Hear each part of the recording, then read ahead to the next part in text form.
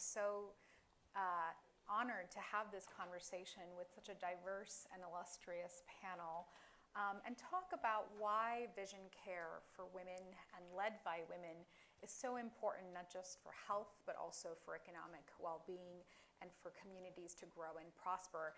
And for me, as somebody who is visually impaired and always dependent on eyeglasses or contact lenses, it strikes close to home, and I'm sure for many of you in the room and watching online, that probably strikes close to home as well.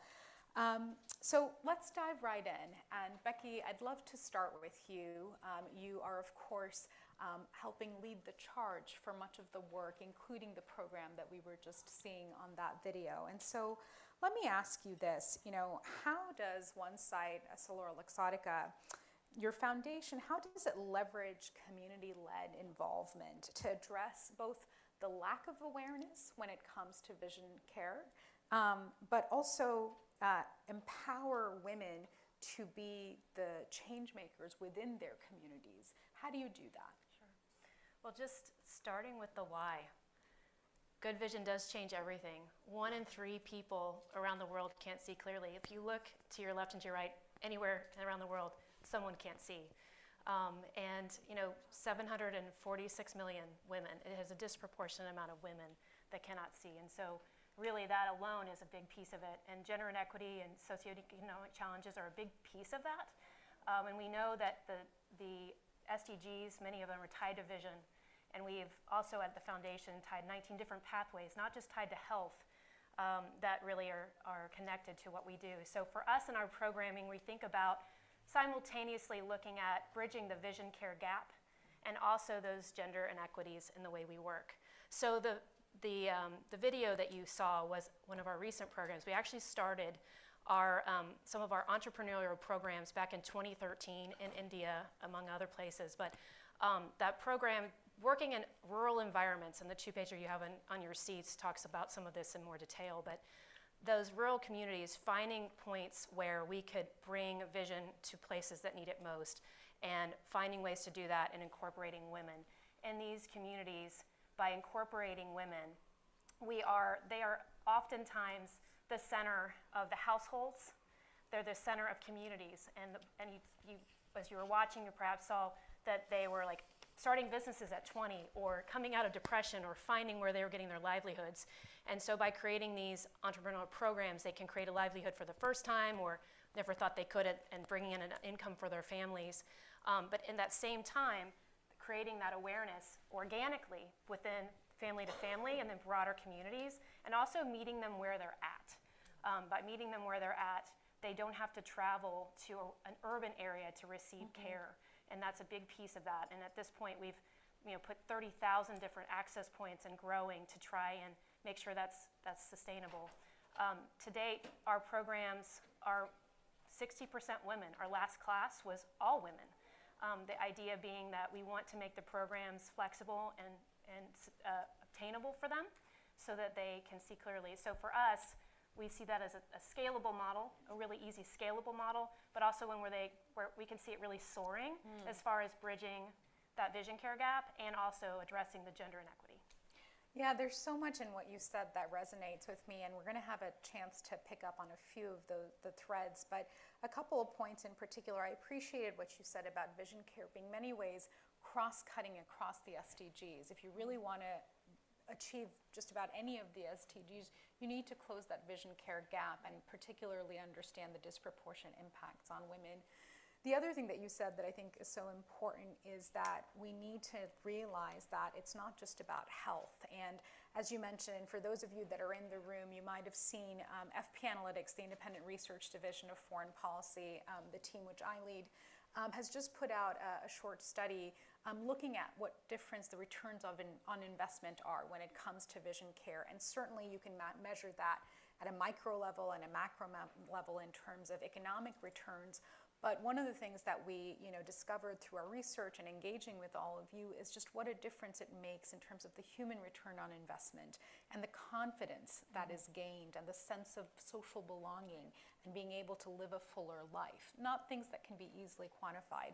So I encourage anyone who's interested in this issue to please take a look. And if you're online, the digital version is available online too.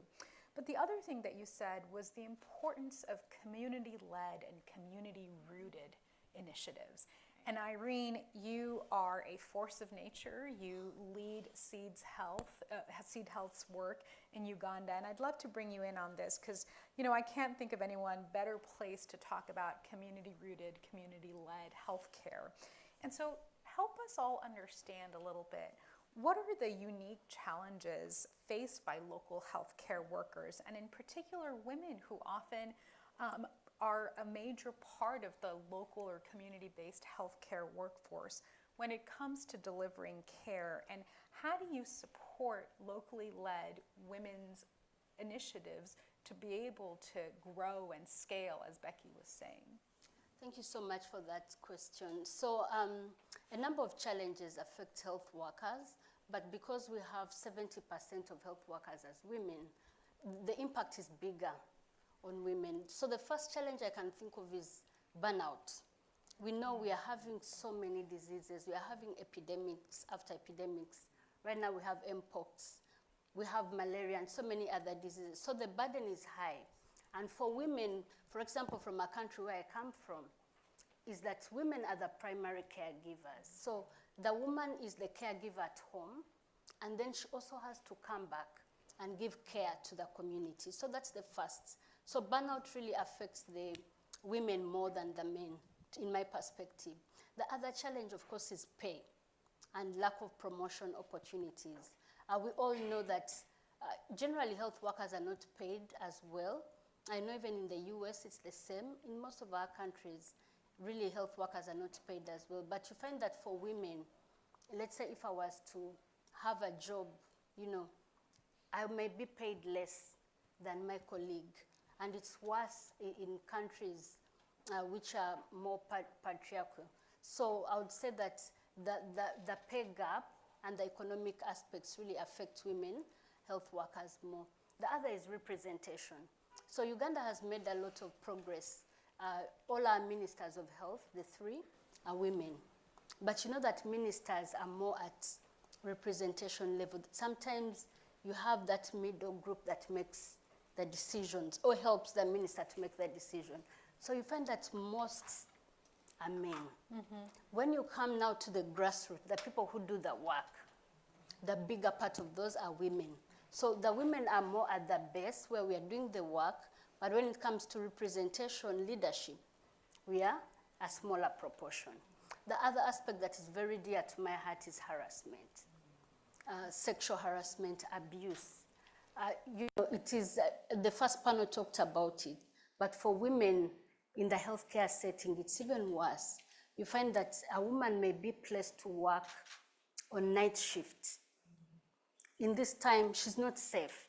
When she's coming from her home to the health facility or to wherever she's going, she's not safe. In the environment that she's working in the hospital, she may not be safe. Then the stereotypes and discrimination are also higher on women.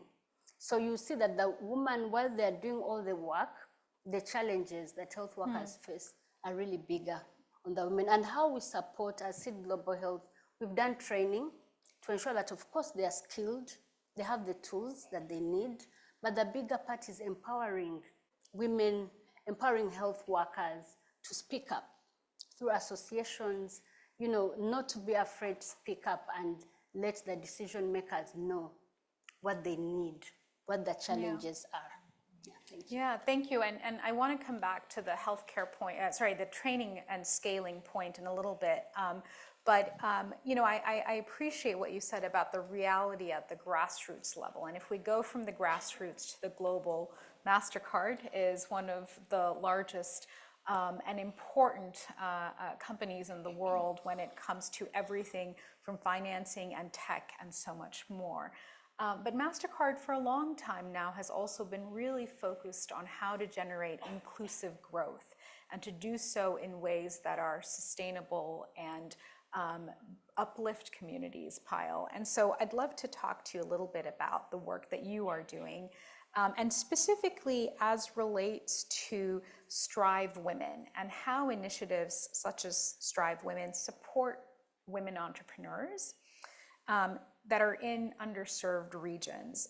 can you help everyone understand why is financial inclusion so important when it comes to economic empowerment, health and well-being, and even, what is the main point of this conversation, vision care? A lot of questions there. Thank you, Maisha. Let me start with where you left off, which is the intersection of financial inclusion, healthcare, vision care. I think the truth of the matter is none of these challenges operate in isolation. They're all intrinsically linked. So if we pick up on the thread that Irene was talking about around gender-based violence, a lot of the work that we've done, Maisha, has shown that actually if you digitalize the wages of underserved workers, gender-based violence goes down because they're not carrying cash. Right? And so how do you bring all of these pieces together? If we think about healthcare and vision care, so many women entrepreneurs are operating in that field. So I think the first point I'd make is just there's such intersectionality across all of these topics. And ultimately it boils down to, we want women to have equal access. We want them to have opportunity. We want them to have agency. And frankly, we want to stop putting all the burden on her shoulders. So how do we do that? So that's where I'll start, intersectionality. And then in terms of kind of your first question, some of the things that we do, we're very focused on underserved women in supply chains. So we do a lot of work with garment workers in supply chains. And we also do a lot of work with women-led and owned micro and small businesses. And again, it boils down to opportunity and economic power. In so many contexts that we operate in, women might not have all of the options available to them. So what is the tool set that we can give them, and what's the opportunity set we can give them to be able to chart their own paths and be able to support themselves and their families and their communities? And so I'm happy to talk in more detail about these programs, but I think I was told to keep it short, so I will. Well, not to worry, we'll come back to you, but I think, one of the things that you were emphasizing is that it's not only one intervention or one thing that's a magic bullet, right? That you need to take an intersectional approach, and one that really understands the connections between different barriers and challenges. Becky, you touched on this. Irene, you touched on this. And the other thing that all three of you touched on that I think is so important is scaling up, right?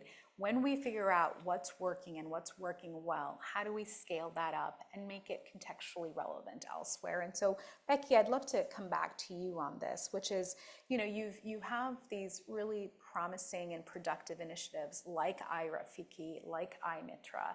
And at the foundation, how are you prioritizing scaling when it comes to training and development, and to make sure that not only can these grow, but be sustained over time? Sure. Well, I just want to call out the comment about the burden, and just the idea is we want to be able to uplift, and how are we doing that and simplifying it? So it's great into that question, and that, one of the ways, as we have been doing some of our entrepreneurial programs for over a decade, is learning about how we are doing our trainings to make sure that we're emphasizing and being as inclusive as possible to encourage more women to participate. And one of the key things we're doing is creating hybrid and more truncated training models, where now it's a 2-week training model, but it's part physical, part digital, and really making that flexible. During a visit about over 5 years ago, when there was just a minority of women participating, it was all physical, and it was a more than 2-week process. When I talked to them, they're like, well, I had to coordinate and have someone watch my children, and some of the household responsibilities had to be reallocated, and it made it more difficult. That burden was there. So I think that really speaks to why we have seen such a rise, and it's so important. We're working with rural healthcare workers as well, and trying to leverage those skills and build that confidence even more if they're already in the general health arena, perhaps not touching on vision, of building that into it. So again, increasing that confidence, lifting that burden a little bit more, and also allowing them to refer services out and actually perhaps get even a little bit more income, and creating, again, that broader circle of care and community. But we're not trying to do that alone. I think when you talk about scale, partners are critical. Partners are critical, not just for the lift, but really because of the community component. When you go into a new place, a friendly introduction is always welcomed, but also that knowledge and expertise. So understanding what's going to work in a community, also how to identify, especially women that would be interested. If you saw those that were on the video, perhaps they didn't have the confidence to raise their hand, but how do we encourage and get more women to be involved? So those are just some examples in terms of how we're trying to create that scale. Yeah, and thank you for that. And of course, it's not easy to do, and it takes a village, so to speak, right? And the kind of maybe most important word that you highlighted is partnerships. And so, Payal, I'd like to come back to you on this a little bit. And in particular, as you do the work that you're leading at MasterCard, tell us a little bit about how partnerships between the private sector and philanthropic organizations or other stakeholders, civil society organizations, how can they help scale initiatives and not only help them be replicated in multiple contexts, but be contextually relevant and prolonged over time, so it's not a parachuting in one-time intervention? It's a $1 trillion question. Look, I think all of us can align that partnerships are probably the recipe for scale. I think the trick is really figuring out the recipe for successful partnerships.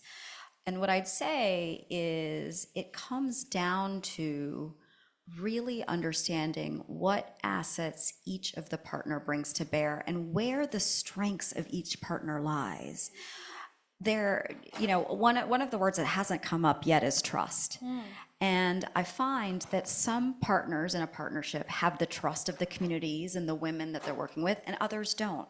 So how do you be deliberate in who is engaging and who is determining the areas of focus and the interventions? So one is really being intentional about understanding what assets the partners bring to bear. And maybe I'll just give you an example to bring this to light, because otherwise it's 100,000 foot level. So you mentioned Strive Women, which is all about unlocking access to capital for women entrepreneurs. We know that women entrepreneurs don't have access to the same capital stack that male entrepreneurs do. And so what we've been doing is really thinking about what partnerships we can bring to bear. So we're MasterCard, we have a network of financial institutions around the world, and we know which financial institutions want to lend to women. We have our civil society partner who has the trust in the community and who knows what the women need and who talk to the women all the time. And then we have the financial service providers who have a product set. Do they need to be customized? Yes, but they have the product set. And then of course we have government, and we know that government can help enable the right policy and regulatory frameworks to unlock access to capital. So being really clear on the roles and the assets partners bring to bear and figuring out how a 1 + 1 = 5 model. Yeah, thank you for that. And your point on trust is so well taken, because if you don't have that social trust and the local buy-in, pretty much anything you're trying to do either will fail or it won't have the kind of effectiveness that you aspire for. And it doesn't matter who you are, you could be the foundation, you could be MasterCard or anyone else. And when it comes to trust, an organization like SEED is absolutely critical. And Irene, I'd love to bring you in on this question and ask you a little bit about how it is that you engage with local leaders in order to build that kind of trust and in order to be able to sustain the training, the outreach that you all are doing, especially in rural or remote areas, and as part of that, bringing women to the forefront of change making. Thank you for that question. Trust is very, very important. And of course, the communities and the health workers, whoever you work with, they're not, many times people think that they may be, let's say, dumb, but they're not. They know what the challenges are. They know what the issues are. So they will observe and say, this is someone we can trust, or this is an organization you can trust, or this is somebody who has a hidden motive. So what we are doing is that we ensure that they're engaged. They tell us what the issues are. So for example, recently we had our strategy what we did is we engaged the health workers and spoke to them. What are the issues? And we embedded what they wanted into our new strategy. We engaged the community leaders, the district health officials.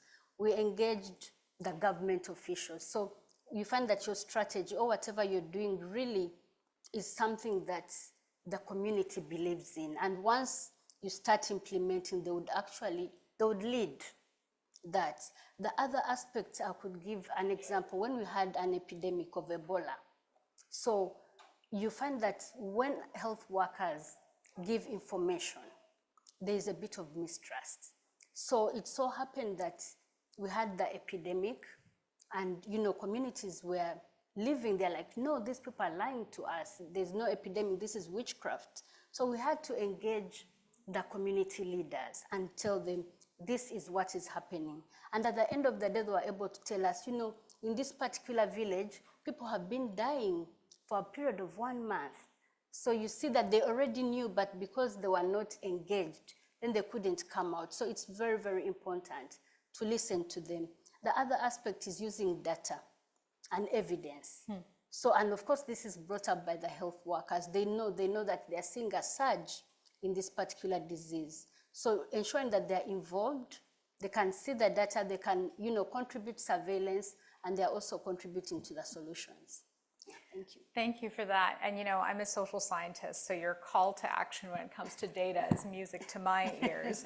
But when we talk about call to actions, and again, we want to not only seize the moment that UNGA and the Summit of the Future present, but sustain the momentum of it. And one of the things that each of you have talked about is the importance of taking an intersectional approach to break down silos. And so from each of your vantage points and the work that you're leading, for you on vision care and closing the gender gap, for you when it comes to financial inclusion and supporting resilient businesses, for you when it comes to community-led primary health care and health outreach, what is it that you hope that policymakers and decision makers will keep in mind for those respective areas when it comes to gender equality post-UNGA?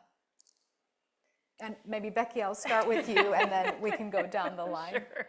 Well, I'm just thinking again about the cross-functionality of all these pieces and what the world would look like if we had 100% of the gender equity in all of these actions. For me, it's incredibly important that we continue to raise women's roles in all of these issues and the importance of getting that involvement and really fulfilling that full circle. Without, it's incomplete. And really making sure for us in the vision care space that we, again, highlight the importance of vision care, continue to elevate those as SDGs, and make sure that we're in that process finding like-minded partners, whatever sector they may be in, because as we've all spoken, I think no matter what, I think any project we've spoken about touches on a little bit of each of what we're doing, and perhaps we have the expertise in our respective areas to do exactly that, to bring a lot of things to scale. So, where do you pile? So I'll start, I think, where I started, which is around intersectionality. And I think Becky and Irene will agree with me that the first thing that I would really encourage everyone who is participating in UNGA and has influence in UNGA is to think about childcare, because I think it's a building block, childcare and elder care. I think it's a building block for economic opportunity and the ability to have the agency. So childcare is one. The second is we can't design for women without women. So it has to be in partnerships with the women we're trying to serve and the girls we're trying to serve. And the last thing I would just say is just to keep a gender lens on every single one of those 17 SDGs, because there is a gender component to everything. Yeah, thank you. So for me, it would be, community-led and country-led. It's very critical for ownership and sustainability. The other aspect would be aligning with national priorities. Each of our countries has priorities, and the gender is incorporated. So ensuring that we align and work together as partners, as opposed to duplication, opposed to working in silos and competition. But we need to work together and be in support of national priorities, not in leadership, not leading, but really being there to support the national priorities that are there, and of course listening, ensuring that we are listening to the communities, we are listening to the women, we are listening to the girls and the health workers, whatever program we are working on, ensuring that we listen to the communities that we serve. I love that, and I think that applies to so much in life, not just the work that you all have been talking about that you're trying to advance, but just more broadly as well. Well, Becky, Pyle, Irene, I can't thank you enough for taking the time for such a rich conversation and such your complementary perspectives. Thank you, everybody. And Policies, Allison Carlson, for a panel discussion on filling the data gaps in women's health research.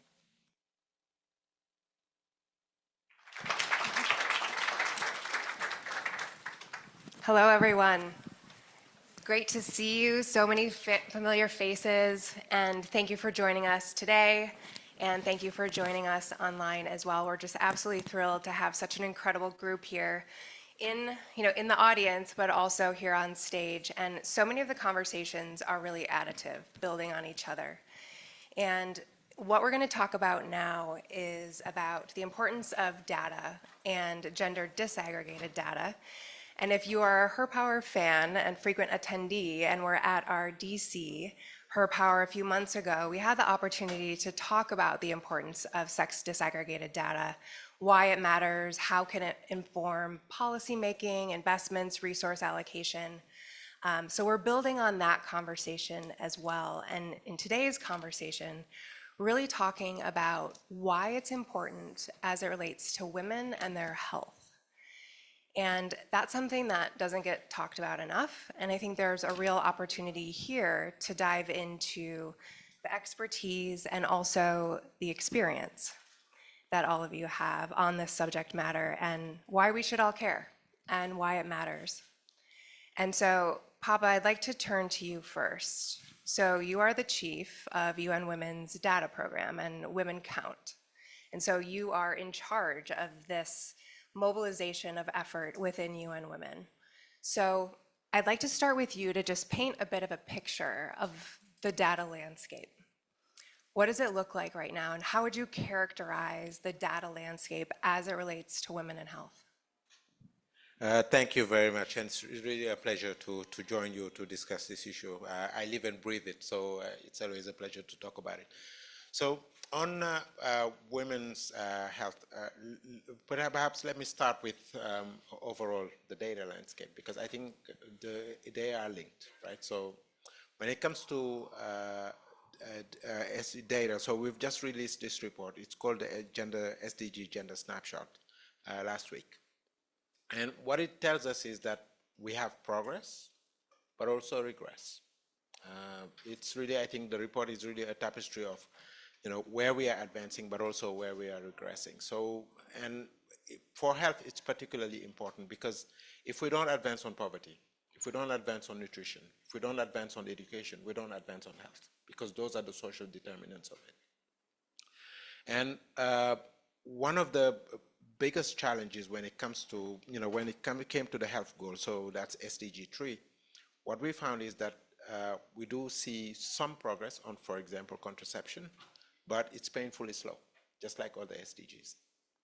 But when it comes to one of the most important indicators, which is maternal mortality, the latest data we have is from 2020, from before COVID, right? So decisions are being made, investments are being made with absolutely deficient data, right? Data that dates back years.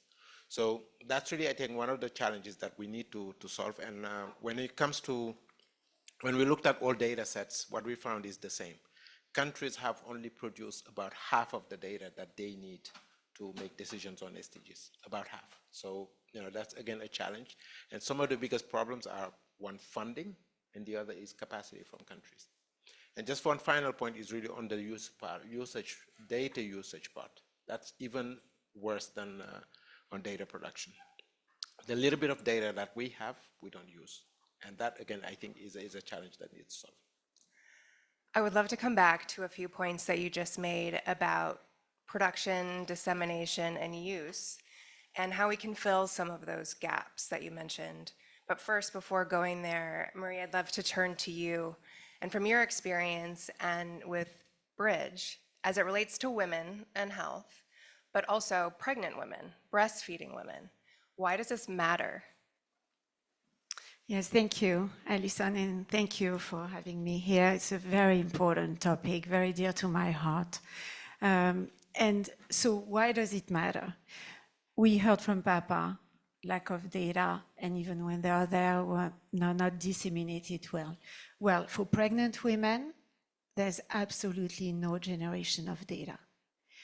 So do you know that women with chronic diseases and women in general, and 70% of the women will take at least one prescription medication during their pregnancy, at one point of their pregnancy.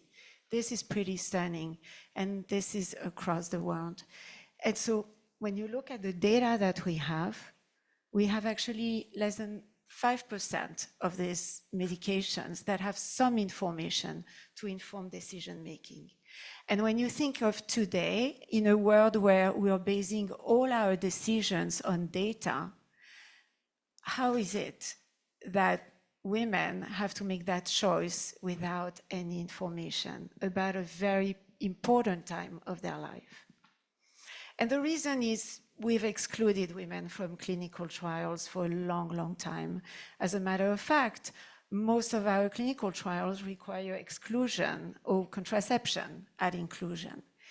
And so we need to think differently about it. We need to really shift this paradigm from a time where we are systematically excluding to a time where we're thinking about why we are excluding and why there are good reasons to include and to generate information for these women so they can make an informed decision. And this is why we set up Bridge.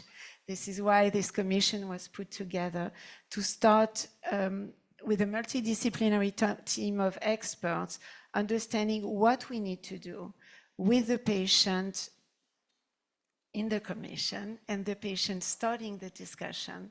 What do we need to do to generate this data, to bring informed decision? What do we need to do to shift this paradigm and make sure that women have the information they need at the time of their pregnancy?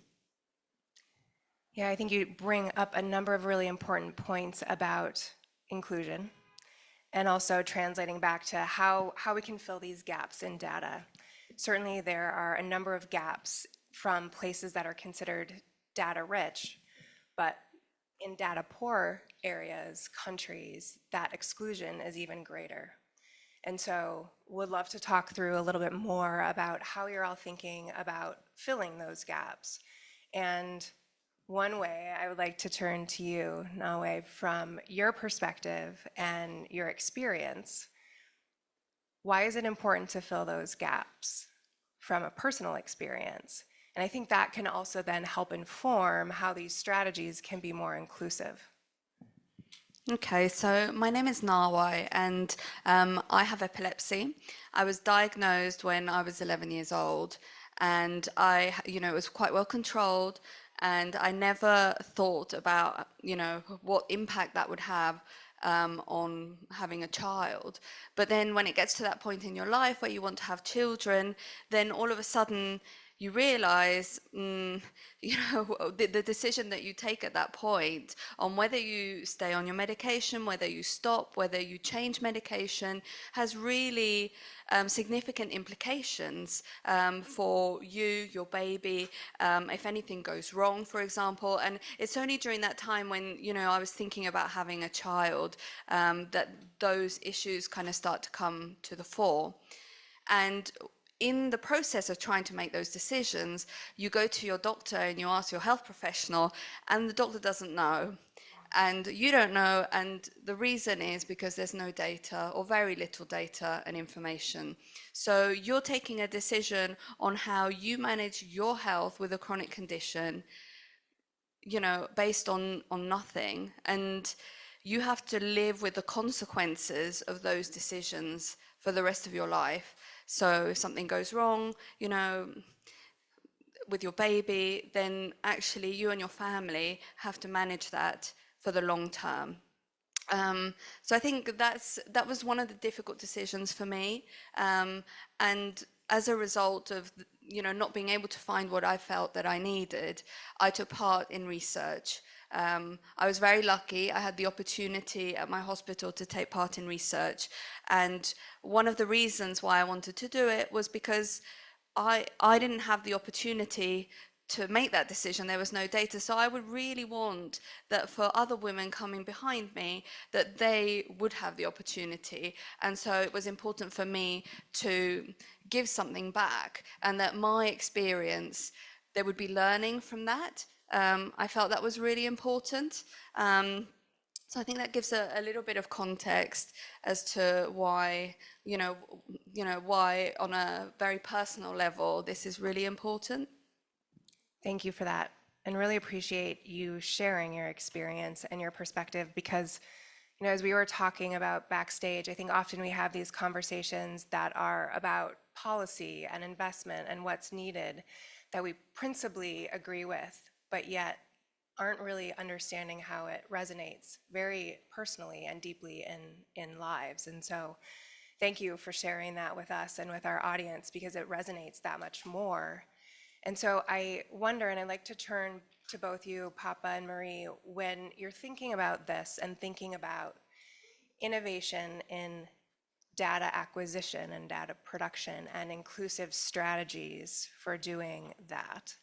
I remember one of the comments, Papa, that you made in our previous discussion about gender disaggregated data was means of collection and actually going to the people and them being a source of that data and ability to fill some of those gaps.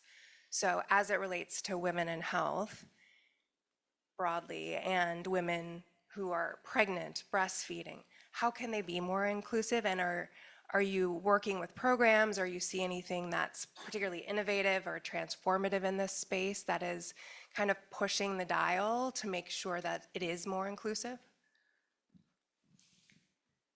Whoever would like to go first. Sure. So basically at UN Women, I lead a global program called Women Count. It's a $70 million program on data. And one thing that I think, again, we've learned over the last, I would say, 8 years is really the issue of inclusion. Because the data collection cannot just be extractive, right? You can't just go to communities, collect the data, you know, pack your bags and go, right? It doesn't work. So in order for the data to be useful for policy, but also for people, it really needs to be inclusive. So that's the reason why, you know, for example, to citizen science, really, you know, make sure that, you know, the data that you are collecting is from citizens and it goes back to them. And what we've seen is that, you know, that level of engagement can really lead to better, you know, awareness, but also service delivery from civil society organizations who are really those working at the community level. But that also needs to be complemented by other data sets. But we live in an age of information these days, right? So we do have the traditional data sets that are collected by national statistical offices. That's official data. It's really important. But also, you know, we can collect data from administrative sources, from big data and so forth. So it's really, you know, again, collating different data sets that can tell us more. But as long as we don't have inclusion of all stakeholders, we don't advance. Marie? So for us and for Bridge, we know we need to all be part of it. We need to all collectively work on that. It's not for patients and patient organizations to alone do it. It's not for policymakers. It's not we all for pharma or for researchers by themselves.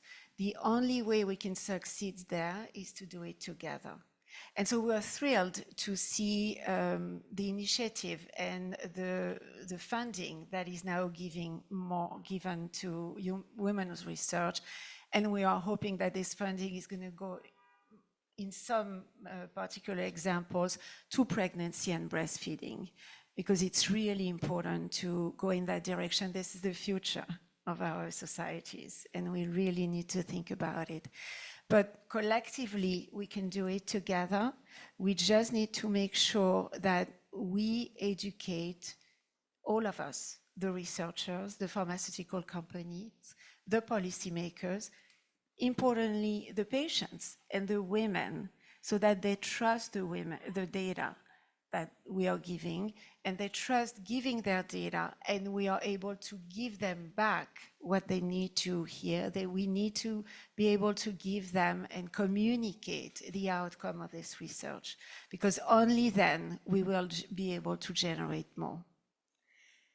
A few really important points to pick up on, and something that you said at the outset, Papa, about the efforts to identify the social determinants of health and how important those are as part of this context as well, and the environments that women, pregnant women, and others are living in that are contributing to health outcomes, and how in data scarce environments, data will never be perfect. The data sets will never be complete. How can we utilize the data that we have, and when appropriate and applicable, utilize technology to project or at least inform others about what we do know and make those connections between what science and data science is finding about the social determinants of health, for example. We were part of a previous conversation today about the role of AI in that, and really trying to understand how those tools can help project and more deeply understand population health with smaller data sets. But I wonder if you can, each of you, provide a concrete example of how you're seeing those bridges being made between citizen-centric data, between your own experience, and how that is informing what is being done at the hospital, how the research that you contributed to is having an impact, and how the partnerships that you're describing, kind of the mechanics, the maybe not so sexy aspects of these things, but I think those are the elements that we don't talk about as much. How is this working? And who are you working with that is showing promise? Shall I start? Yes, please. So I think it's really important that we involve women in the design of research all the way through the life cycle of the research, because then that means that we're going to be capturing the data and the outcomes that we want as women to know. And so I think that's one component, making sure that there's involvement. And also because as women, we are living with the conditions, yeah, and we really have a vested interest in this. You know, the health professionals go home at the end of the day, but we still have our conditions that we've got to manage. So I think that's one important component, and also to help share the findings. So we said even when we do have data, we need to be able to leverage and maximize the use that it can have. And I think by involving patients, but women within the research is a really important way to do that. I also think that women really want to take part in research. They need to have the opportunity to do that.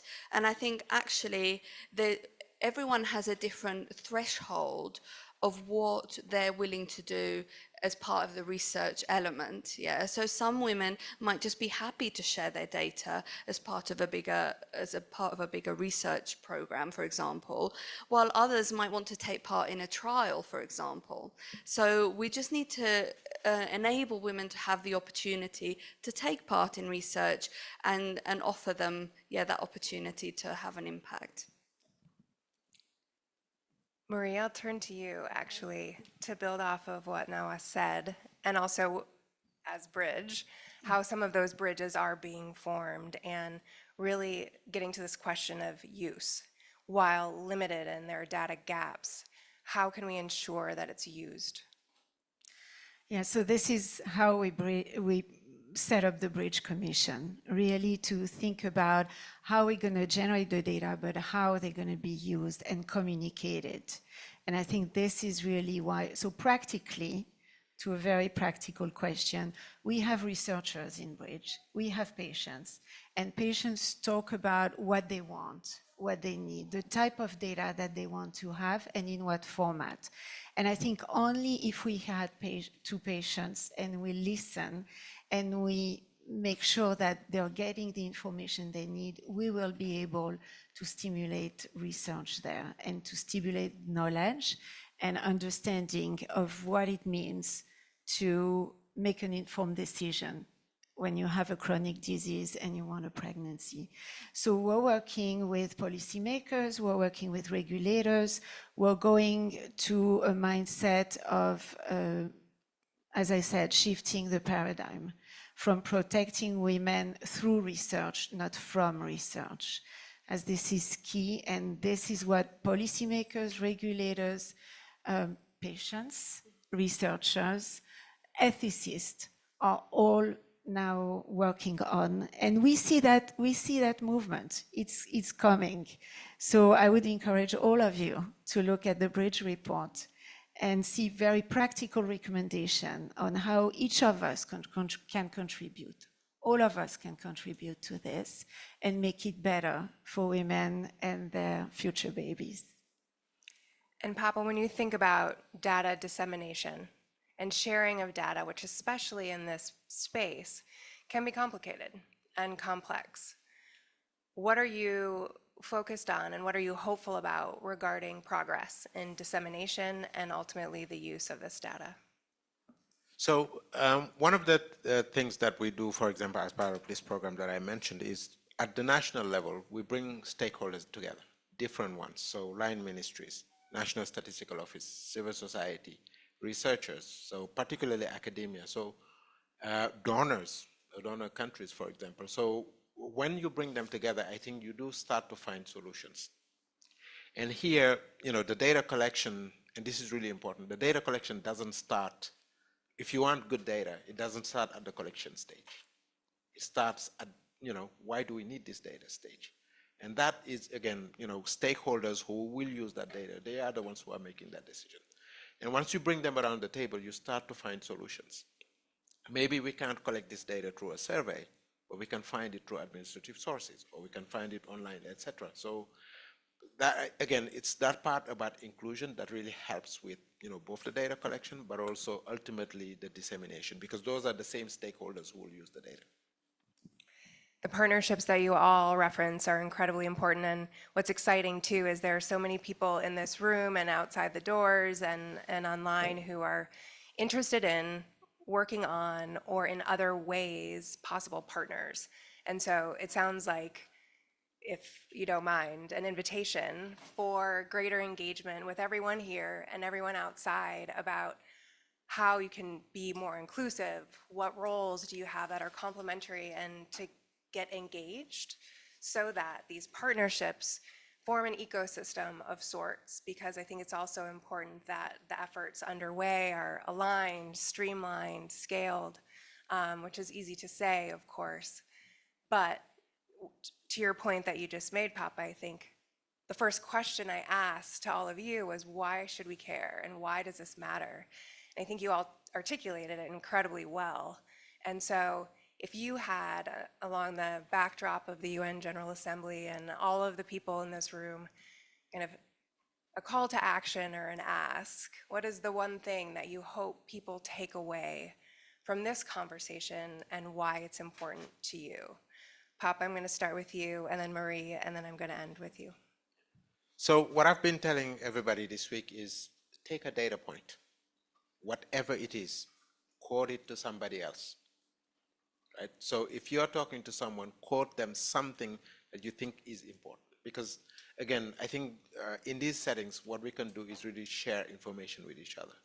Because that data point that you quote to somebody, you don't know what decision they can make that can actually change millions of lives. Right? So to me, I think it's that. It's really building on connections to advance together. Well put. Marie? So for me, it would be ask about this data. If you are a patient, ask your doctor. If you are a doctor, ask the pharmaceutical company that is making the drug. The pharmaceutical company should talk to regulators and policymakers. The more we ask about it, the more we will be able to generate them. And this is how all of us eventually will have access to this data. Wonderful. And Noah, how about from you? Thank you. So I think from my perspective, I just want you to consider that women are getting pregnant today, they're breastfeeding today and tomorrow. And one of the things is that with research and data generation, it can take a really long time from the design of the research to doing the research, and then for any findings to feed back into the system. So we need to be thinking about this and acting on this today. So I really urge you to, try your best within your spheres. Like Marie said, ask questions. We've put together the Bridge report, so there's some copies outside or downloaded online, because we've really tried to think about practical recommendations, things that you can just pull up, and it's split by stakeholder group.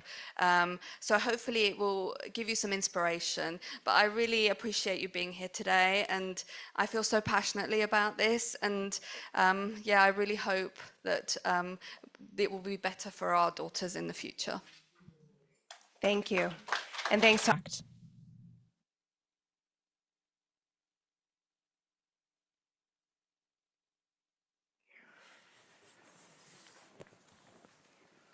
Well, hello, everyone. It's wonderful to be here with you in person and for everyone joining online. And there is so much good energy and familiar faces in the audience. Your Excellency, thank you so much for being with us today. This is an unbelievable turnout. Thank you so much, Maggie. I'm delighted to be here. And let me first say thank you to Foreign Policy for making this conversation possible. And we just finished hearing about the importance of data and the difference that can make when it comes to women's health. But you come at this from a very personal experience that guides your mission and the work you've done in this area. Can you talk to us a little bit about that? It's actually amazing that the last conversation ended up with data, because when I had my experience, after I reflected on what happened to me, basically 1991, I went into early labor. I was having twins. And it was actually also my wedding day, but I developed complications.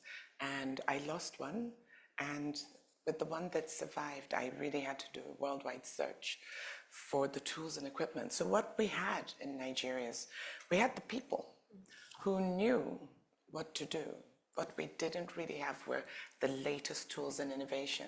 And after that, the survival of both myself and one of my twins, I committed to myself that if it could have happened to me, it could have happened to anyone, because certainly I wasn't in the bracket that anybody would call underprivileged, and came as a bit of a shock.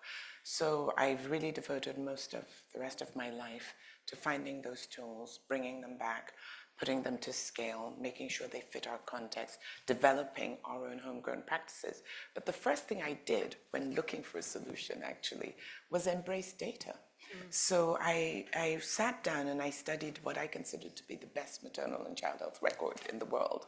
And then I called experts together and I wrote a version for Nigeria, because I felt that we couldn't just continue burying our mothers without explanation. And if you don't seek the truth and the explanation, you can't find the right solution.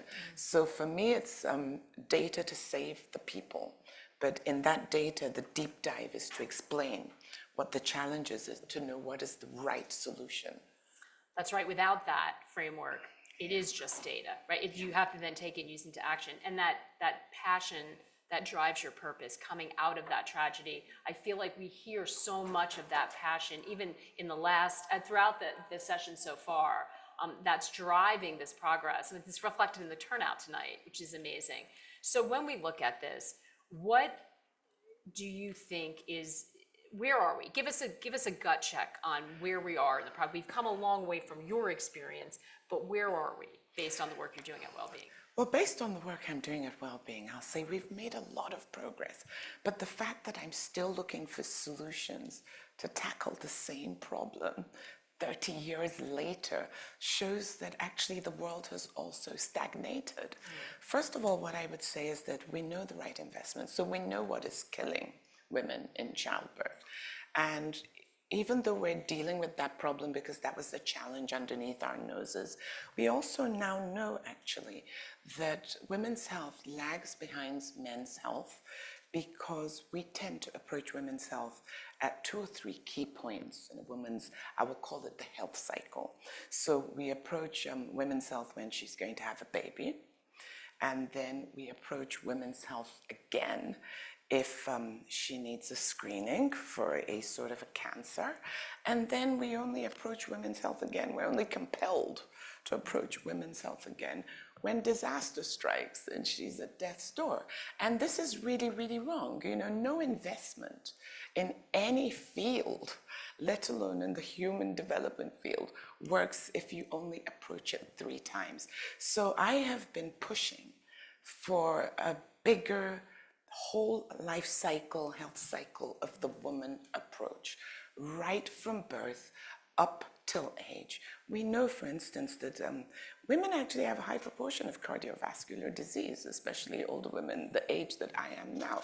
But nobody's, if you look at the adverts, they always say advertisements reflect life's questions. You look on TV and you'll never see a cardiovascular heart disease advert targeted at women. At the very most, you'll see the advert targeted at men, and the female partner is there rubbing his back and rushing him to the hospital. But actually, women are. So I'm looking at it now from a rights-based approach, and we are seeing problems that we have found a solution to in our world, in the global South, resurge in the global North. I mean, the Black and minority ethnicity death rate in childbirth here, to me, is directly linked to the ratio of professional midwives to mothers. But to me, it's very obvious because I have been dealing with that every day. But when you're in a country that has high technology and highly medicalized, sometimes they will overlook that a pregnant woman needs a professional,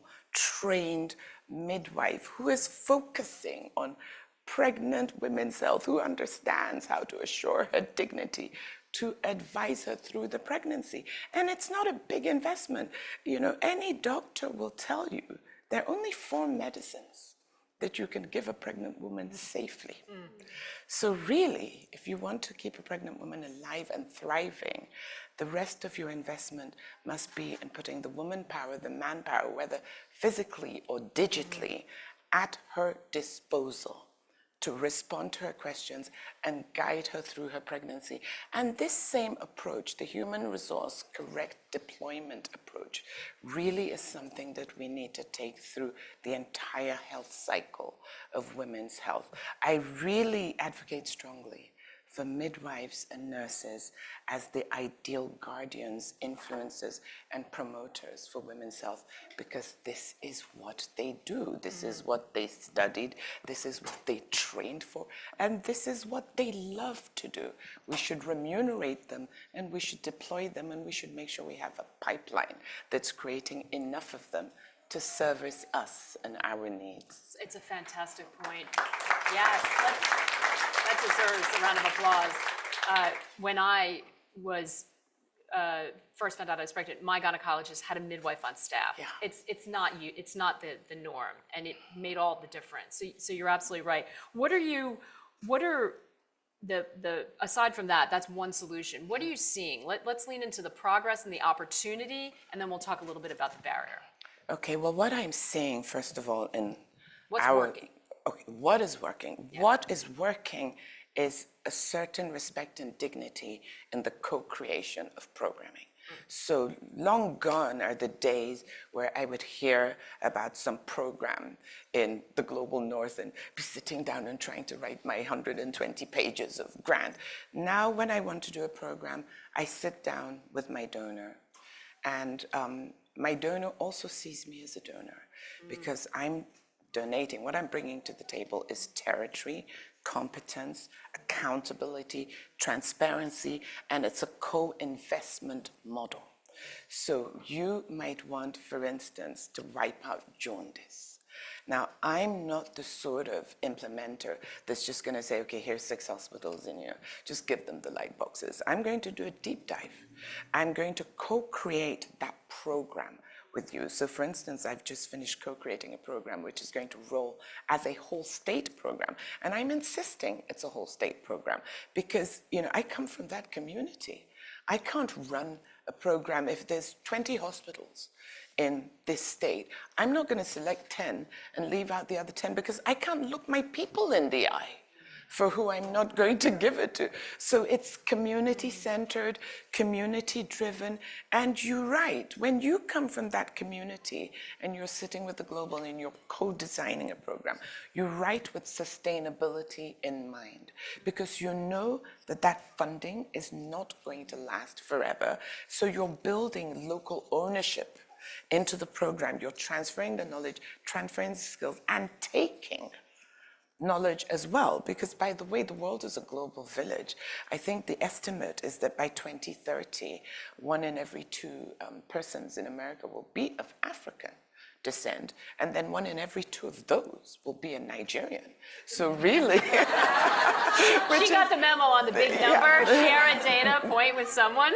Which is where I come from. So actually, as I'm strengthening my health system at home and helping to train our health workers at home, I'm trying to transfer that knowledge to you as well, because, we are going to start appearing on the doorsteps, and we need the same knowledge everywhere. If you look at the issue of preeclampsia, which I suffered from, there's a lot of data to show now that some of us are predisposed to that because we are exposed to cooking fumes indoors, from fossil fuels. And it's strange. You see it here in the African American community, you see it in the West African community, and then you see it in Australia. And, so when you're really looking at the DNA, we are not linked to the Australians. There may be, if you look at our ancestry, you will find some correlation between myself and an African American, but I don't think you will find a correlation between myself and an Australian.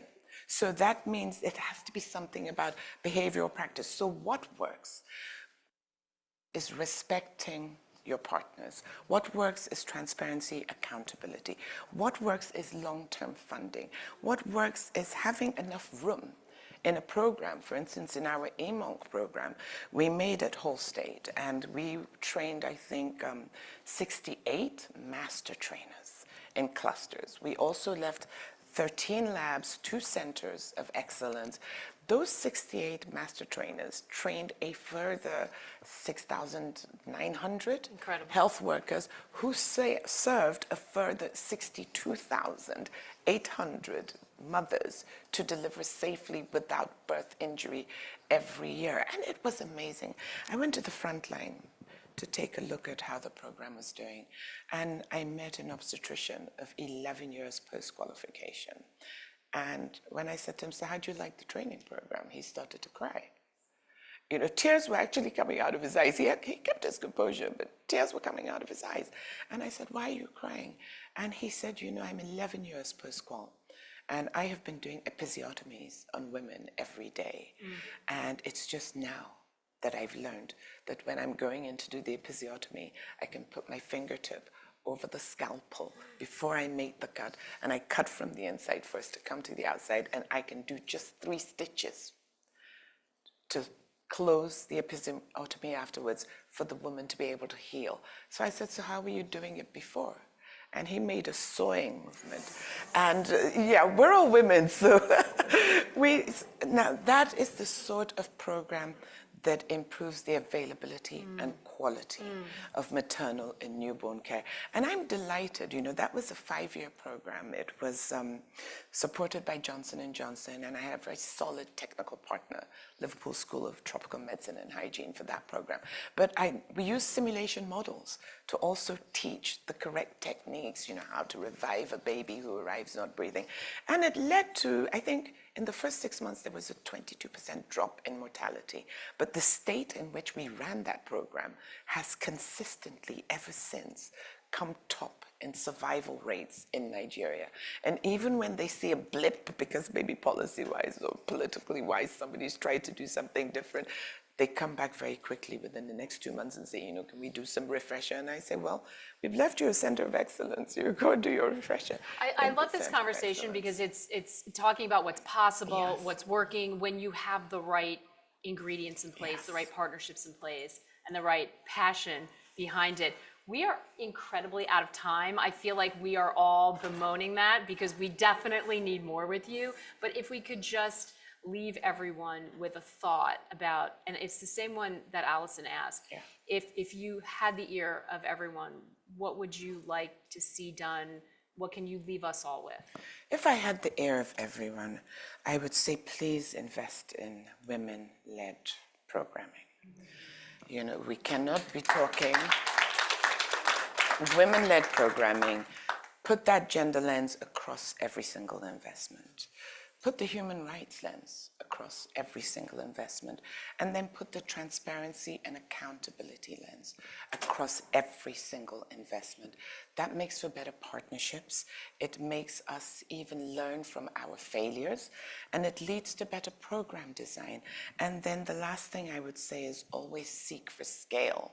You know, I've been a little bit jealous, and I'll leave you with this. I've been listening to other organizations, some of which I'm also part of, and they will be talking about Sierra Leone and Liberia, and we're all clapping, including myself. And then when I finish clapping, I remind myself that Liberia is the size of one state in Nigeria.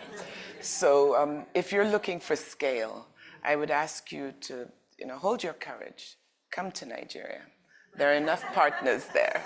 And, you know, if you've really got something that you claim is successful, bring it to me. Let me try it out. I'll tell you if it's successful. Thank you so much. Thank you. Thank you.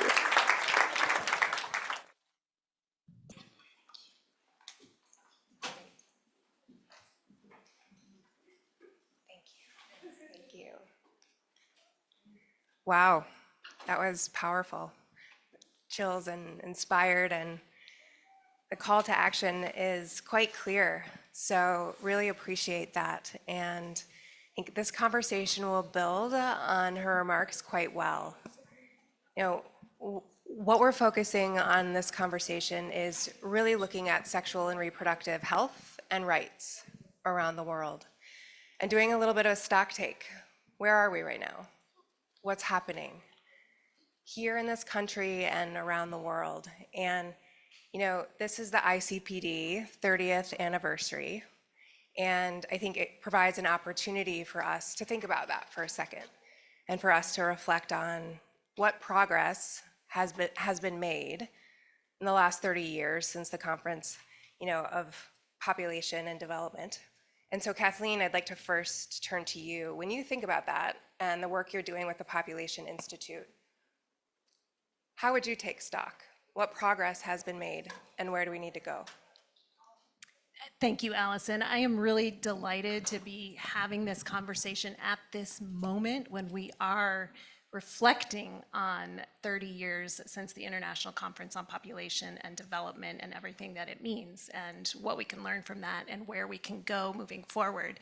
And I'm just delighted to be having this conversation with my colleagues on this panel as well, because I think we all recognize and we still continue to really internalize that incredible consensus that was achieved in Cairo on reproductive autonomy, the idea that every person has the right to freely and responsibly determine the number, timing, and spacing of childbearing, and that we all deserve access to the information and the services that can help us make those choices.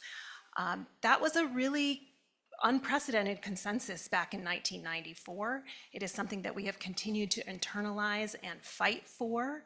And I think this moment of the 30th anniversary of ICPD also is a moment for us to reflect on the ways in which reproductive autonomy connects to so many components of a sustainable future, and a future that we can be moving toward that leaves no one behind.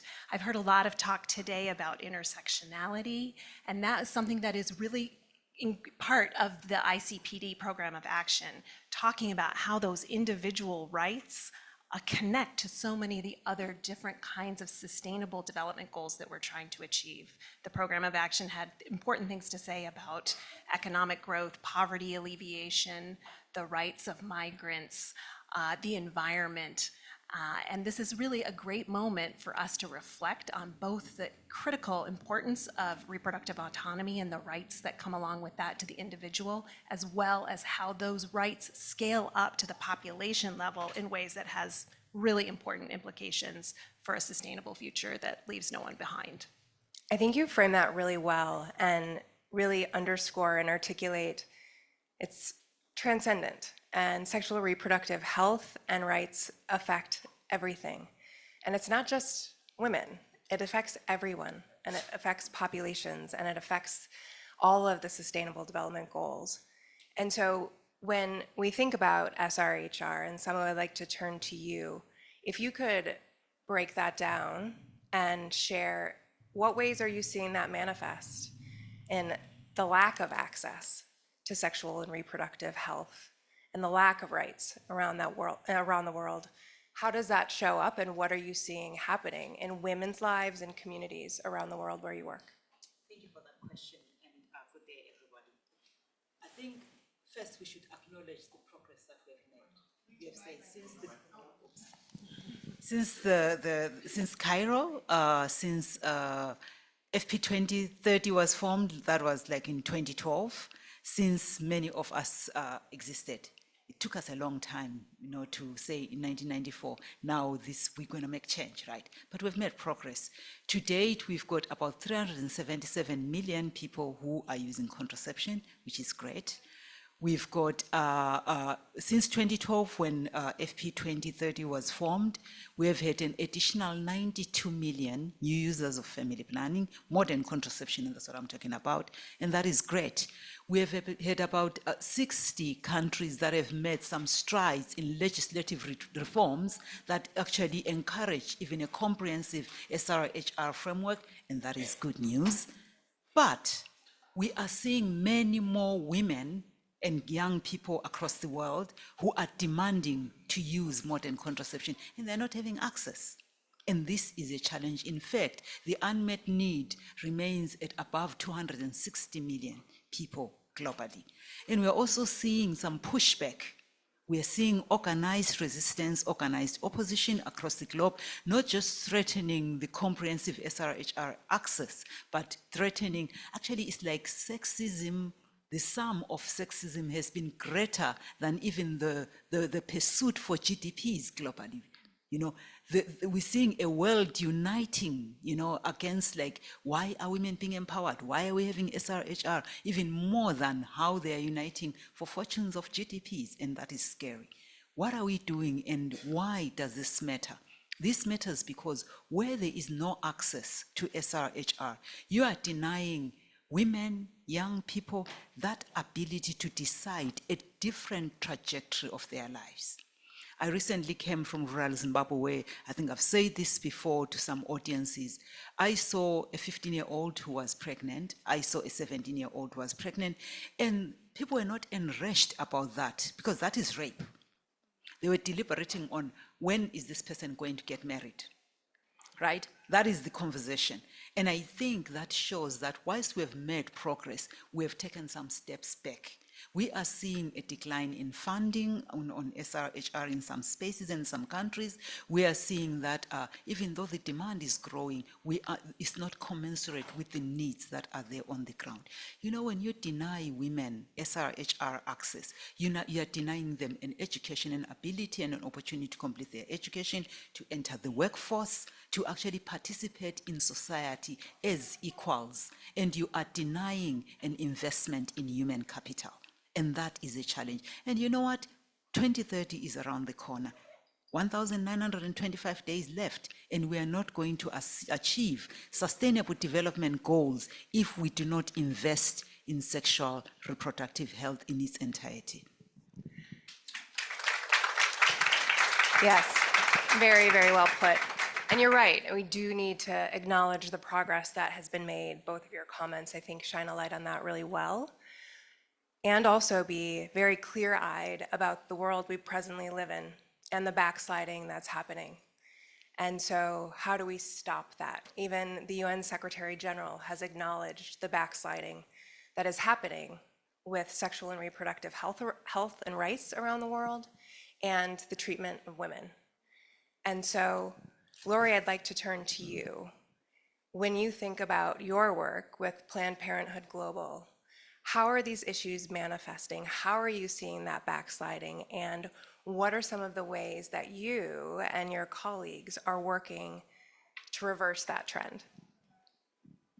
Thank you so much for that question, and so grateful to be here with my colleagues today on these important issues. And at Planned Parenthood Global, we are the international arm of Planned Parenthood Federation of America. And the reason I mention that and the reason it's important is because we're here talking about a global agenda, and we're sitting in New York during UNGA. And one piece of this puzzle is that the US is a part of the globe. The US is not separate or outside of that.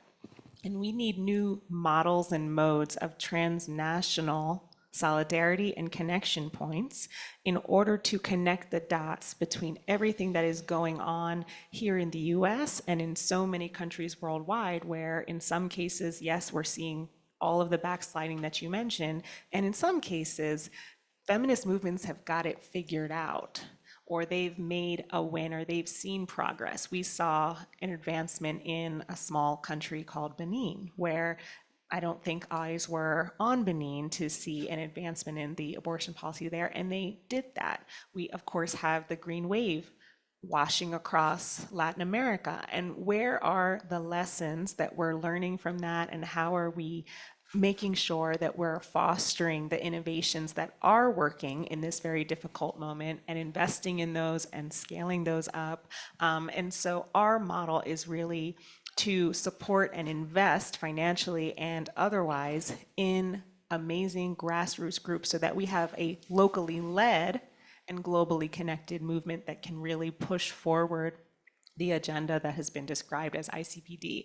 And we need to recognize that the implementation is not there. We've not yet realized ICPD, and yet we also need to hold that truth that we can push ICPD further.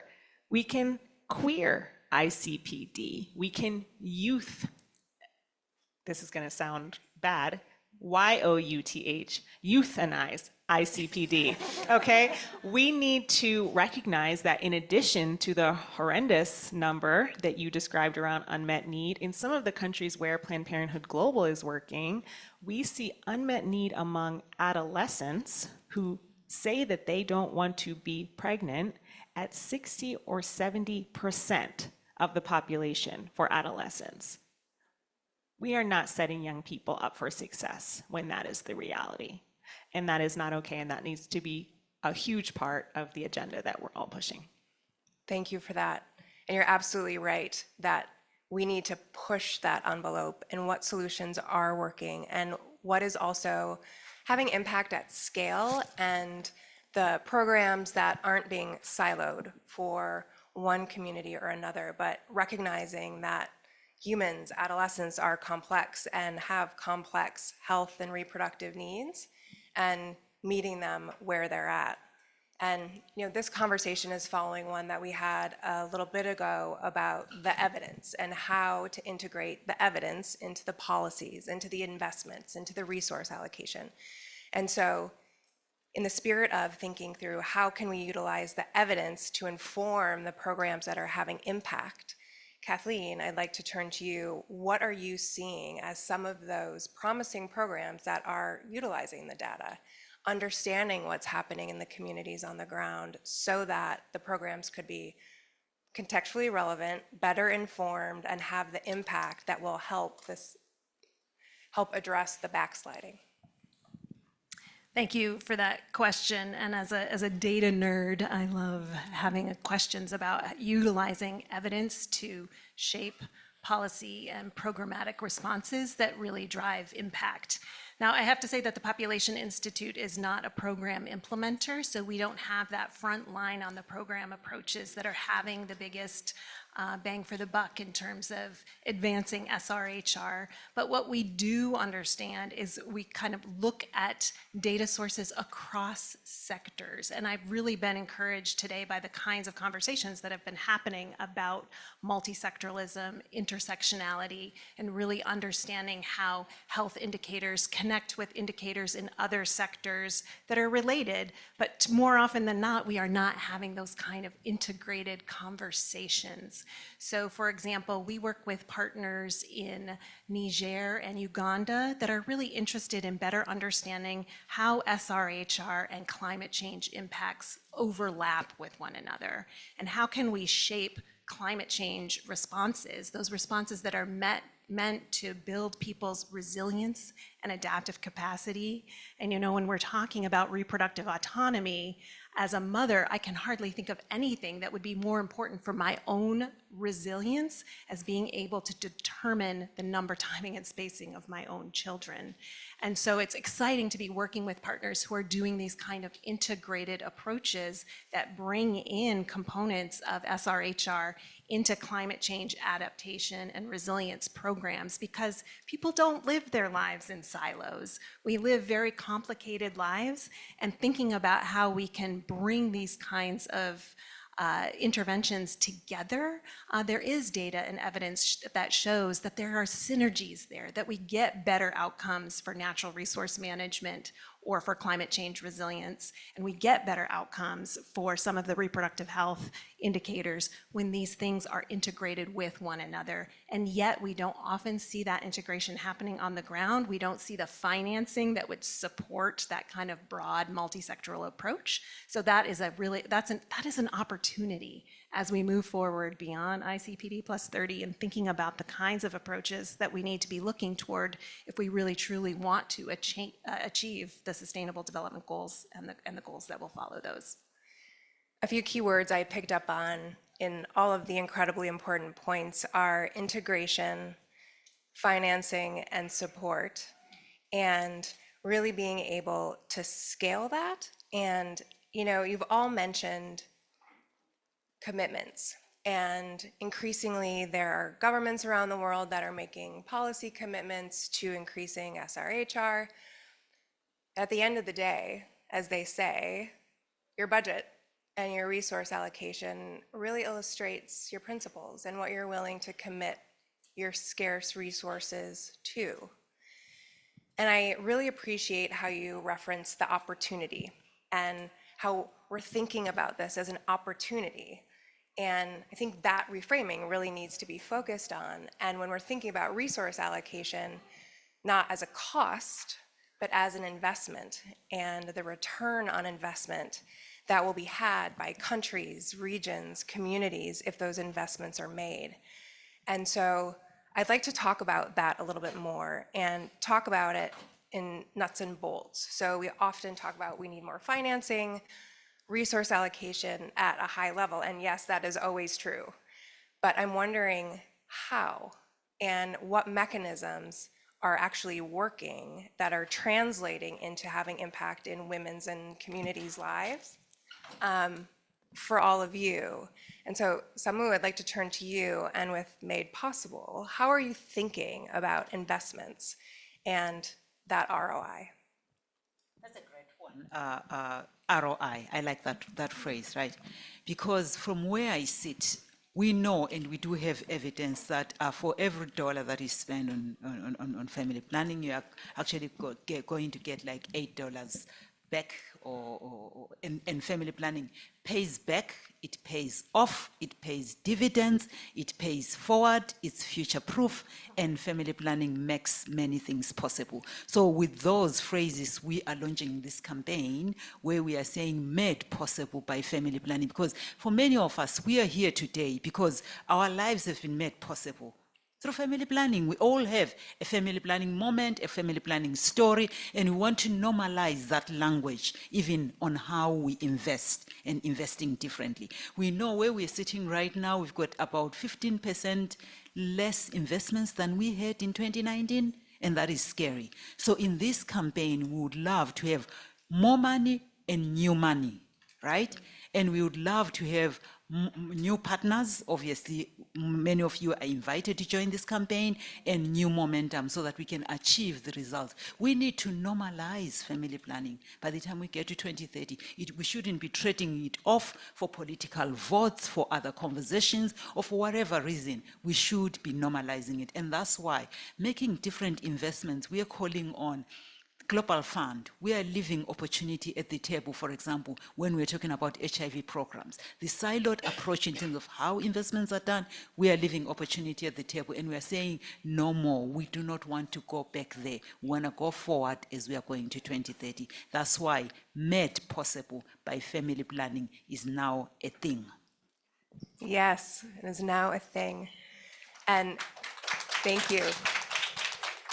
Thank you for articulating that and laying that out, all the reasons for which made possible and investing in women, communities, and SRHR will bear dividends, direct, cascading. And we do need to remember that when we're thinking about, again, what are scarce resources. Lori, I'd like to turn to you. I know in a previous conversation, we were talking about some of the financial supports, flexible instruments, ways in which you're able to support those on the ground who need it and need it urgently. And so if you could talk a little bit more about that and your experience and what some of those supports have looked like and the way they've impacted lives and why that flexibility is really important. Absolutely. Thank you for that question. And when it comes to funding this work and creating an overall enabling environment, the circumstances under which delivery of care can happen, delivery of sexual and reproductive health and rights, the full spectrum can happen, who leads matters. So it's not a best practice. We're not going to get our freedom and our rights if only those people who are, sitting in New York or DC or in a very beautiful, fancy UNGA conference room are just the ones saying, it's my decision, and we might care so much about this issue and know so much about this issue, but that doesn't mean that we're the ones that are meant to be leading the way. We can definitely utilize our sphere of influence. We can move that money. But we need to be making flexible feminist support possible. That means unrestricted grants at times. That means saying, hey, here's an organizational development grant if you can, or hey, I can't put funds forward right now, but I can connect you to someone who can, to the right donor. And it's really important the how that we practice our movement work and our enabling environment work. And I want to go back to the point that you made around how we document and build evidence. And this is an example of how the who leads matters. So we have seen that attacks against LGBTQ rights and peoples are also attacks on sexual and reproductive health and rights. And we have seen that attacks on many different groups end up being attacks on others. And so I think as Planned Parenthood, we are supporting groups who are documenting and collecting stories of human rights violations that are happening under the Anti-Homosexuality Act in Uganda. And the reason that that's really important is not only because it's incredibly immoral what's happening, but because if we allow the HIV community to be over there and the reproductive health community to be over there, that is an interruption in service delivery. And the reason we ended up doing that is because, yes, it's our values, but also because of the stories that we were hearing from our longtime partners on the ground who were saying, under the Anti-Homosexuality Act, we're unable to deliver our family planning or our HIV prevention work in our program. And so we need to always be listening. We need to be funding in ways that allow grantees and partners to raise up the issues that they are having and to give us that feedback and tell us as funders. And we need to be brave, all of us in our sphere of influence, whatever that means and looks like, whether you're a funder or an intermediary or a grantee partner or none of the above just yet, and stand up and say, hey, it might be a little bit uncomfortable to talk about sex or sexuality or reproductive health and rights right now. Maybe it's a little more comfortable for me to stay in my lane over here. But actually that discomfort can get really magnified, and we need to leverage our position of privilege and influence wherever that's possible, because it can really save lives. Very well put. I think we all have a role, a responsibility to play in that, as you said, in all of our lives, wherever we may be, here in New York, outside, but also we have the privilege of being here and need to make sure that the work that we're doing is having a direct effect elsewhere. And so we're out of time, but I would love to hear from each of you quickly, in light of the fact that we are here, what would be, in your mind, in the work that you do, a big win that's needed here and would actually have impact on the ground? Who wants to start? I can start. I think I've been thinking a lot as we've been reflecting on the 30th anniversary of ICPD, the really critical financing commitments that 179 nations agreed to, a costed agenda for delivering reproductive health and family planning. I'm not sure we're going to close that gap. By some estimates, we have about a $5 billion gap globally for meeting those needs, and the population has only grown bigger in the 30 years since ICPD. But if we could make some progress this week, in the months to come, in getting governments to recognize that they made those commitments and to charting a pathway toward closing that gap for meeting the cost of meeting reproductive health and family planning needs globally, I think that would be amazing progress. Well said. Lori? Go in order. Well, there is a lot at stake in November, and I think that we know that the U.S. is a funder of these issues worldwide, and we want that to continue and to grow, and we don't want, unfortunately, the kinds of abortion bans that we are seeing in the U.S. That report last week came out and showed that there are preventable deaths happening, which we already knew, but we know for a fact there are preventable deaths happening in this country and all over the world around abortion bans. So a big win for me would be no more abortion bans, and that the stakes of November are very clear to all, not only the impact in the US, but the impact to so many communities globally as well. Mine is intentional leadership. Intentional leadership in all fronts. Many of us here belong to organizations where we need to make decisions, certain behaviors to advance the narrative. Let's go back home and do that. But more importantly, leadership at a country level. I have seen where governments seem not to care much about what happens to women. We need intentional leadership. If I were to wave a magic wand, we want those people who are going to take a step forward and do it for women and girls, because that really counts. And for me, where your mouth is, that's where you put your money. So that is shown in budgets as well. Thank you. And I think that is a call to action for us all to go home and do something. So thank you for that, and thank you all for the work that you're doing.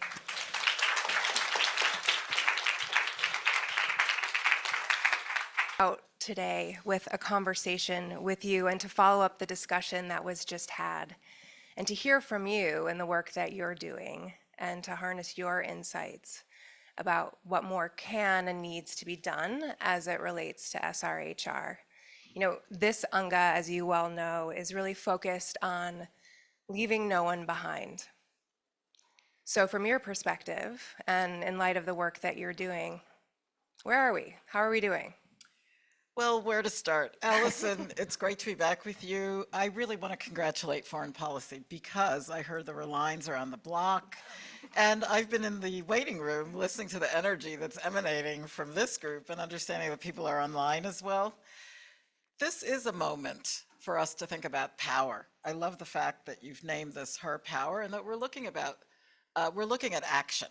We're not just going to sit here and lament and cry. We're going to figure out how are we going to sharpen our strategy, right?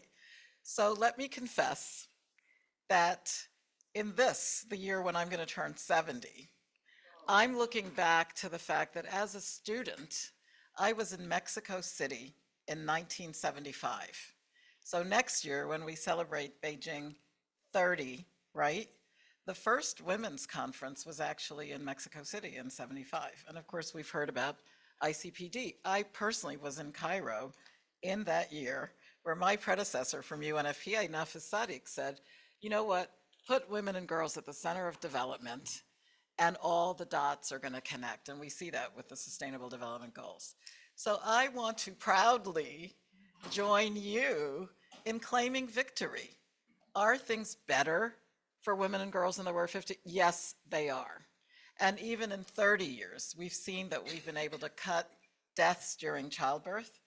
Parens, it's lamentable that 800 women still die every day around the world from stuff that's preventable, right? But it's still a lot less than it would have been. Can I talk about menstruation with guys in the room today? I hope you are. I certainly am. So we need to look at the trajectory of how progress evolves. And sadly, it is not in a straight line. So yeah, there's pushback. And should I say more about that? Well, there is pushback. And as we were discussing a little bit in the previous conversation, a backsliding. So yes, progress has been made. But to your point, we need a strategy, and that needs to be informed. And so I appreciate your optimistic tone. And so when you think about that, and you think about galvanizing all of us in the room, out there, online, and everyone here in New York, where do we need to focus and prioritize? And the State of the World report is coming out. What is the evidence that is able to be leveraged to inform that strategy to correct course? Well, again, I think this is a great question that leads to insights. What makes a difference at scale? And you know what? We're talking about a girl in a village who, as much of a doctor as I am, I'm a bigger proponent of education, because we know that if she gets through secondary school, she's better off, her kids are better off, and actually to the next generation. So I will say that for UNFPA and for many of the partners that you've had, because the reproductive health movement is not obviously just the United Nations, it's not just civil society, it's actually women that are convinced that we should wield our power for not the individual's benefit. I mean, of course the individual is going to benefit, but like I said, we're talking about families, we're talking about communities. So according to UNFPA, and you know, my teams all over the world, we're in 150 countries, they've really studied this, 3 zeros are going to have huge impact. Contraception, you've already spoken to, I love the panel that came before. And contraception is not just a medicalized thing. It's your ability to plan your family. When, how many, with whom. For God's sake, no to child marriage, right? Which leads us to our second zero. We're going to zero preventable maternal death. It's not a perfect world. Not every maternal death is preventable. But we know the disparities. Being indigenous, right? In many countries, you're at a disadvantage. The same for women of African descent. And we also know that young people, shall I just not be too diplomatic about it and say, are being lied to every single day. Young girls are being coerced. It's not a marriage. You know, if she's 14, a marriage I thought was about consent and love and mutual respect. The minute you have a 14-year-old being married off, something is very wrong.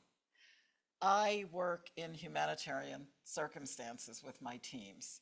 A lot of the maternal deaths that we see are in conflict zones, or even if it's a cyclone or a drought or whatever, the bargaining already starts, right? And the rights of the girl are diminished. So ending maternal mortality is, again, not just a medical issue. Of course, there's a lot of things we can do with mobile health. I'm very excited about tech because that also brings, you know, good procedures to the community level.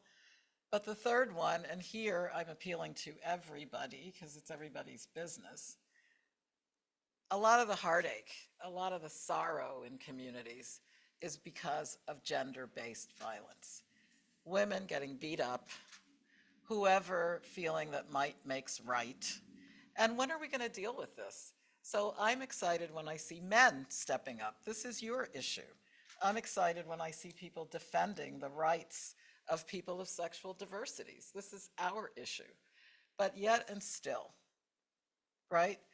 days lost at work, and the shame, which for some reason attaches to the victim rather than the perpetrator, that's where we are today.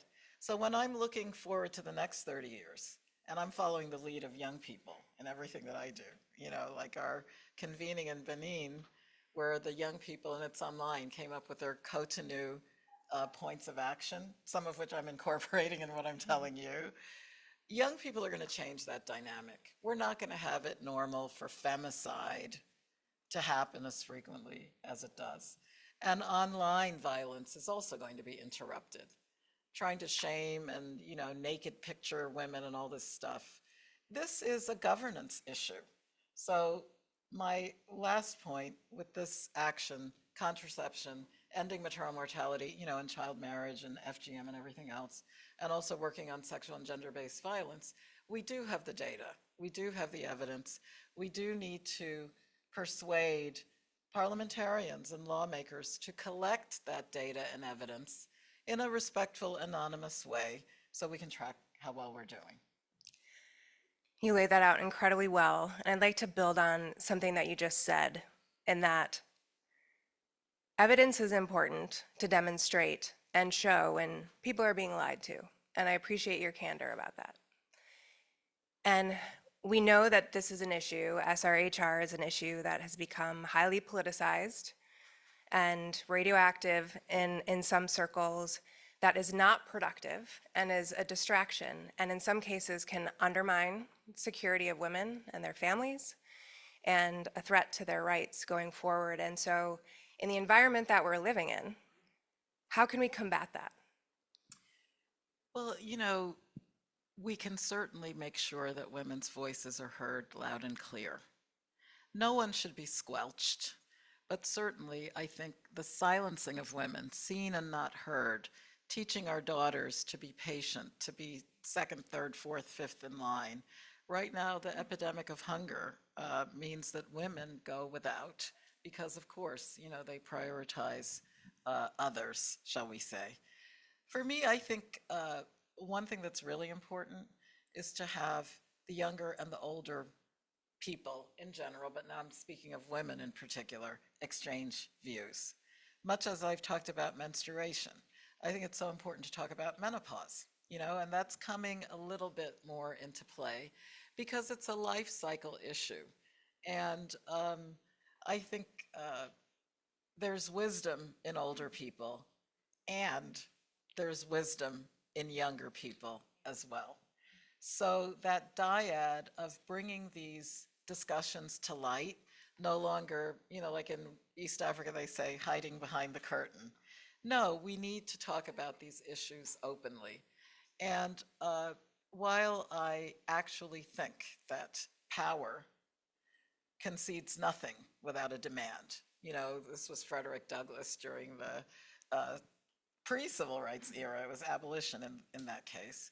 I also think that we're much better at making the case now. And a lot of people have been persuaded who really didn't know much about, they didn't know the consequences. So when we actually build those bridges, so, you know, like you're doing, we're having a conversation, not everybody here may be a health expert or whatever, but everybody has their own life. They have their family, they have people that have cared for them. And that's what I think the multilateral system, the United Nations, our Secretary General, when he appeals for peace, which he does on a literal daily basis, the whole point is let us solve these human problems together. Created by humans, solvable by humans. You raised so many important points about intergenerational wisdom and understanding each other. And I think what was mentioned previously as well by you and others who have been part of the forum today is leadership, and everyone has a role to play, whether you're 10 years old, 20 years old, 50, 70 years old, and what we've learned and how that can be leveraged. And also from the previous discussion, to be brave. These are not easy challenges, and they're important with cascading impacts directly and indirectly.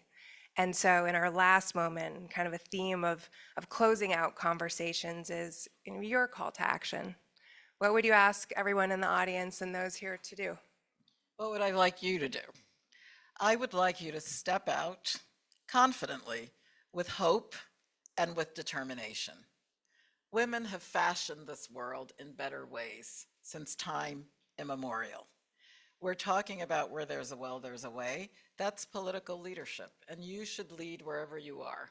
If you're a cashier at the grocery store, conduct yourself in a way that's welcoming to someone who may seem, poor or not well dressed or whatever, but there's a solidarity there. That's part of our action that we can take in small ways that aggregates. We talked about sustainable financing throughout this day. Put your money where your mouth is, absolutely, but look for innovative ways of doing that. Money doesn't necessarily solve everything, but we do need resources in order to conquer some of these issues. And my last point is full circle, Allison, to where you started us off. Either we're going to quake in the corner in fear, or we're going to speak to each other in a type of a dialogue. And, one size doesn't fit all, but we have to be able to have that attitude of genuine problem solving, which to me means dialogue. And ultimately, it does mean world peace. We shouldn't let people fool themselves that peace is out of reach. Women actually build the peace. And I expect each of us to take actions that are actually going to lead to the conditions where our 10-year-old girl in her village is herself going to be able to step out in hope and determination. Very well said. Thank you. So much. Thanks, everyone. Thank you.